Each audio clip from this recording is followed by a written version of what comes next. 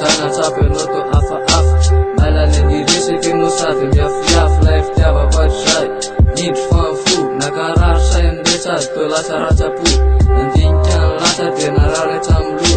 Pandohany tena ka hitady zay masoa Nafoy araferahany efa hitako elay Farava ho azy teo le teninay mandrakizay Dinetana n'olo-kafa ianao na azo fahasambarana Sambana na tena kandro ny azo fisarana To lasa nofonofo a ianao le mba mifiniko Na misaraka azy tsika Nianaranao tsy adiniko To lasa maintomainto a le foko menamena De leoko aloha mitsaka Fa pantoko ny tena De fisaorana natombotra an'ilay Zay ho ambony tsy niteko anahy Fa tany akafa ho mifoy Nisy joby iray izay Teo anilako taloha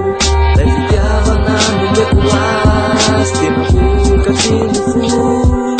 Naikeko anefa kehitriny Tsy mba trapanao izany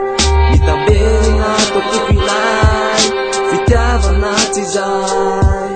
De lasa ianao nandeha tsy nampanjely olo tiny Tsy fantatsa ho akory lay malala izay niriny Nahita tsaratsara de nanary teo aloha Atao ahoana mora zay ny faniriny fo De lasa kola ihany de lasa lay fotoana Kanefa lay fitiavana mbola mitetre foana Satria tsy afaka tapoky lay fitiavako taloha Ankehitriny mola izy tito lasa ratsapo Ze vita tsy anenenana no avy no mpandriny Jodrano anao mba hitany sepona Tsarako alahelo lohataona naririny Zay mo zava-misy tsika tsy afaky naniny Fititsy raiky tsako de fa kontiny tranjary Tsy averiky mboty fa ho avaliko tatary Tsy manino nary sipa sa tsy makalay Veloma no apetrako veloma mampamay Nisy joby iray izay Teo anilako taloha